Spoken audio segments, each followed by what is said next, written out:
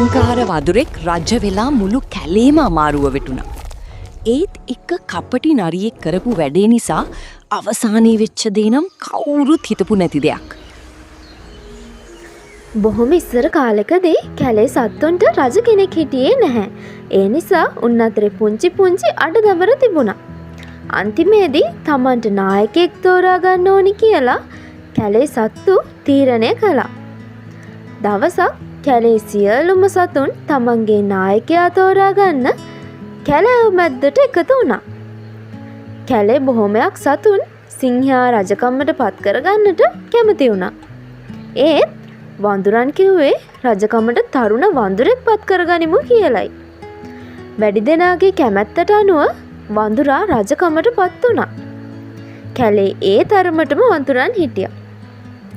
මේ වඳුරු නායකයා හරිම අහංකාර මෝඩ සතෙක්. රජකම ලැබුණට පස්සේ එයා තවත් අහංකාර වුණා. එයා ගස්වල පළතුරු කෑමට අයිතිය වඳුරන්ට පමණයි කියලා නීතියකුත් ගෙනාවා. සත්තුන් අතරේ අඬදබර ඇති වුණාම වඳුරන්ගේ පැත්තට වාසි වෙන විදිහට තීන්දුව දුන්නා. තමන්ට දුක් ගැන විදිහ පැමිණිලි ගේන අය පළතුරු හා අලවර්ග තෑගි විදිහට ගේන්න ඕනි කියලත් වඳුරන් අතේ සියලුම සත්තුන්ට පණිවිඩ යවුවා.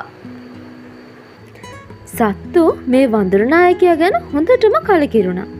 සිංහයා වගේ නුවණැති කෙනෙක් රජකමට පත් කරගන්න ඕනි කියලා සත්තු තැන කතා වුණා. ඒත් කොහොමද සිංහයාව රජකමට පත් කරගන්නේ කියලා සත්තුන්ට තේරුණේ නැහැ. වැඩි කැමැත්ත ගැනීමෙන් ඵලයක් නැහැ. කැලේ වඳුරන්ගේ ගණන ගොඩක් වැඩි. මේ මෝඩ වඳුරු රජා හරිම කරදරයක්. මොකක්ද කරන්නේ? මෝඩ රජාට හොඳ පාඩමක් උගන්වන්නම්. කපටි නරිරාලට නම් මේ ගැන හොඳ අදහසක් ආවා. ඌ වඳුරු රජුරුවන් මුණ ගැහෙන්න තෑගි බෝගත් අරන් ගියා. තෑගි බෝග පිළිගන්නලා නරිරාල කතාව පටන් ගත්තා.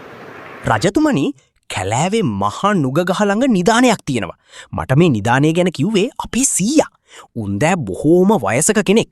පෙරේදා මැරෙන්න ඉස්සර වෙලා මගේ කනට කරලා ওই නිදානය ගැන කිව්වා. තමුන්නාන්සේ මේ නිදානේ අරන් මටත් ටිකක් දෙන්න. රජකුට වස්තුව අවශ්‍යයි. මේ කැලෑවේ හැම දෙයක්ම අයිති මටයි. උඹ බොහොම හොඳ කෙනෙක්.